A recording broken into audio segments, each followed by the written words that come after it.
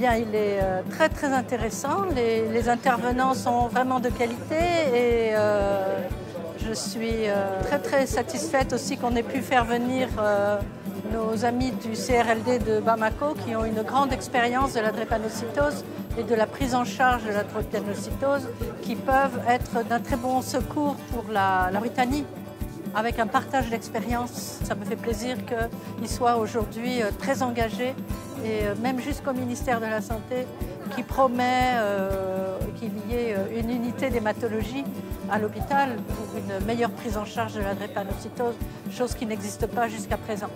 Je crois que ce colloque est très intéressant et surtout est la bienvenue. Et donc ça permettra, je pense, d'améliorer considérablement la prise en charge des malades drépanocytaires en Mauritanie. Ce qui m'a plus marqué dans cette journée, c'est surtout les échanges qu'il y a pu y avoir entre les praticiens, donc ceux qui ont en charge de la drépanocytose tous les jours, et les décideurs, et notamment ceux du ministère de la Santé, et ce qui a permis quand même d'avoir beaucoup d'informations par rapport à ce qui va être fait par le ministère de la Santé sur l'aide qu'ils vont apporter aux malades drépanocytaires.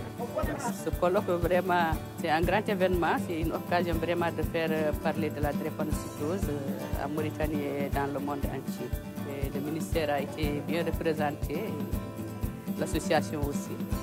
Donc c'est une occasion pour nous de faire un grand plaidoyer pour la prise en charge de la drépanocytose. J'ai participé ce matin, cet après-midi, à ce colloque sur la drépanocytaire, une maladie assez fréquente, plutôt pas mal, et qu'on a malheureusement l'habitude de rencontrer quotidiennement, et en particulier chez nous en neurologie pédiatrique concernant les accidents graves, les déficits cognitifs, les accidents vasculaires cérébraux, les enfants qui font des méningites parce que ces enfants font un profil particulier de méningite. C'est des enfants qui ont besoin d'une prise en charge particulière. Je pense que ce colloque tombe à point nommé.